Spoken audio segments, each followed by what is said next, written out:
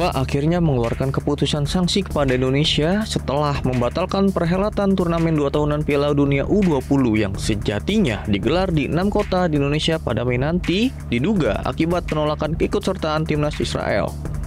Organisasi yang menaungi Badan Sepak Bola Dunia ini hanya memberikan sanksi administrasi kepada PSSI berupa pembekuan dana FIFA Forward untuk keperluan operasional PSSI sampai FIFA selesai mempelajari strategi besar pengembangan sepak bola di Indonesia.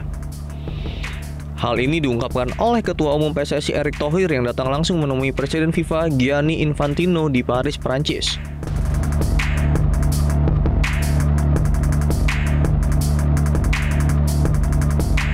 Dalam pertemuannya dengan Presiden FIFA asal Italia tersebut, Erick juga mempresentasikan cetak biru transformasi sepak bola Indonesia, termasuk komitmen merenovasi 22 stadion.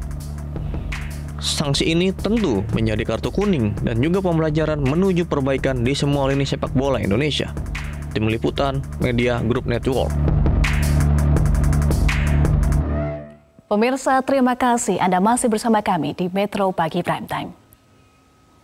Pemirsa, untuk membahas lebih lanjut dampak kartu kuning yang dikenakan kepada PSSI dan juga cetak biru transformasi sepak bola Indonesia, kita akan berbincang dengan Wakil Ketua Umum PSSI Zainuddin Amali. Selamat pagi Pak Amali. Selamat pagi Eva. Iya Pak Amali, Ketua Umum PSSI Erick Thohir menyampaikan alhamdulillah FIFA hanya berikan Indonesia kartu kuning. Apa yang dimaksud dengan kartu kuning ini Pak Amali?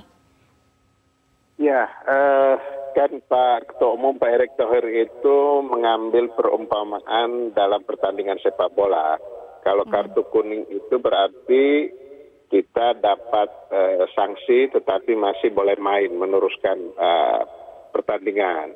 Kalau sudah kartu merah berarti dikeluarkan dari lapangan dan tidak boleh main. Itu sih sebenarnya yang dimaksud oleh Pak Erick itu. Karena sanksi FIFA kepada PSSI itu tidak harus membuat kita di-ban seperti tahun 2015 di mana semua kegiatan sepak bola luar negeri keikutsertaan Indonesia itu dilarang. Kalau ini tidak, itu tetap masih bisa, namun kita kena sanksi administrasi. Jadi Pak Ketua Umum mengistilahkan seperti pertandingan sepak bola ya kita dapat kartu kuning, artinya peringatan. Dan ini menjadi pelajaran buat kita. Iya, Pak Amali, detail sanksi administratif apa saja ini, Pak?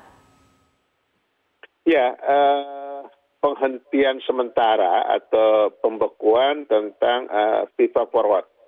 Selama ini memang federasi atau PSSI mendapatkan bantuan pendanaan untuk operasional PSSI dari FIFA setiap tahunnya untuk pelaksanaan kegiatan-kegiatan internal PSSI ya.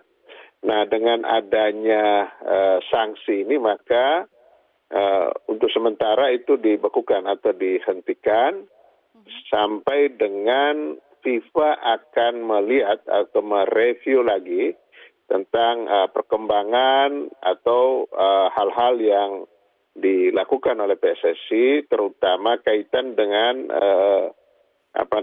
blueprint cetak biru yang telah disampaikan oleh Ketua Umum PSSI kepada FIFA kemarin itu. Jadi tentu FIFA akan memantau seberapa keseriusan kita untuk transformasi sepak bola di Indonesia sesuai dengan panduan FIFA. Jadi itu. Mudah-mudahan itu tidak lama dan akan dinormalkan kembali.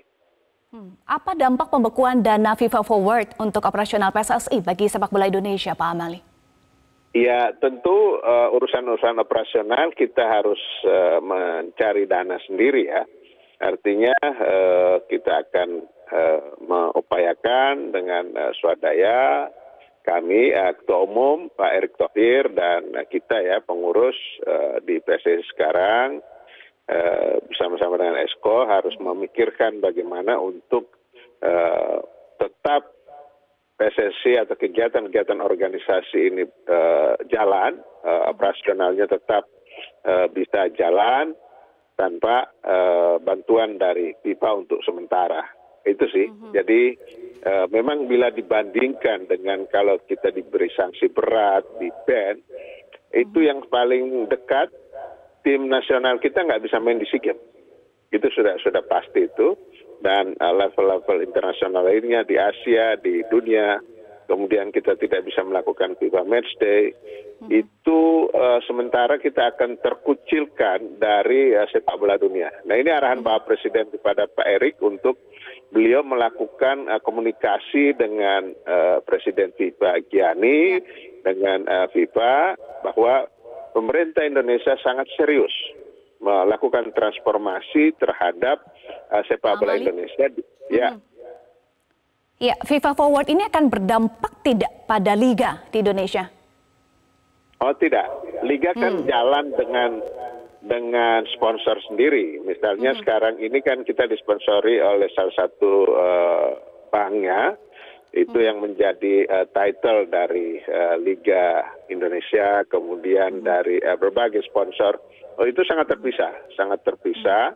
Dia jalan saja. Kemudian timnas kita juga tidak menggunakan itu, kalau jadi nggak ada pengaruhnya. Ya, FIFA Forward atau dana bantuan FIFA ini kan berjalan sejak tahun 2016 dan telah menyalurkan 2,8 miliar dolar Amerika Serikat kepada 6 konfederasi dan 211 asosiasi anggota, termasuk Indonesia. Indonesia menerima per tahun berapa, Pak Amali dari FIFA? Angka persisnya saya belum tahu ya, tetapi yang jelas itu hanya untuk operasional aja, operasional kegiatan perkantoran PSSI. Itu.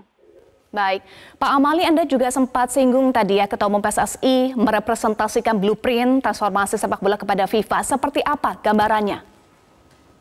Ya, misalnya diantaranya adalah bagaimana upaya-upaya kita tentang dukungan infrastruktur yang dilakukan oleh pemerintah. Kan Pak Menteri PUPR, Pak Basuki telah menyampaikan bahwa atas arahan Bapak Presiden, beliau akan telah mengaudit dan akan merenovasi stadion-stadion yang digunakan untuk kompetisi Liga 1, Liga 2, lebih dari 20-an ya, yang sudah terinventarisir itu dari sisi infrastruktur. Kemudian juga pemerintah sangat memberikan dukungan kepada pembinaan usia muda, dan kerjasama antara pemerintah dan federasi itu sangat baik. Sebab negara seperti Indonesia yang sepak bolanya tentu belum maju seperti negara-negara Brazil, kemudian Argentina, dan negara-negara Eropa lainnya, itu memang kita tidak bisa terlepas dari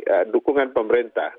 Tetapi tentu juga pemerintah sangat mengetahui bahwa pemerintah tidak bisa masuk terlalu dalam. So, begitu pemerintah masuk terlalu dalam, memberikan dukungan, itu bisa-bisa dianggap sebagai intervensi. Karena ini harus kita jaga, karena kita 2015 pernah di-ban karena intervensi pemerintah itu. Baik, Pak Amali, bagaimana sebetulnya lobby yang dilakukan Indonesia kepada FIFA sehingga FIFA luluh, kemudian Indonesia terbebas dari sanksi berat? Ini yang pertama tidak terlepas dari hubungan baik antara Presiden Joko Widodo dan Presiden Gianni Infantino. Karena Gianni ini bahkan hadir di acara G20, bahkan ketika kejadian tragedi Kanjuruhan, Presiden FIFA ini terbang langsung menyampaikan duka cita dan rasa berdukanya kepada Presiden pada saat itu. Dan beliau menyampaikan sangat punya harapan besar terhadap Indonesia dan sangat ingin membantu bagaimana transformasi sepak bola Indonesia. Bahkan FIFA kan kemudian akan berkantor di Indonesia. Bapak Presiden telah memberikan arahan kepada Pak Erik untuk menyiapkan itu. Itu yang pertama. Yang kedua adalah tentu hubungan baik antara Ketua Umum PSSI Pak Erick Thohir dengan Presiden FIFA yang sudah terbina lama sebelum Pak Erik menjadi Ketua Umum PSSI tentu Baik.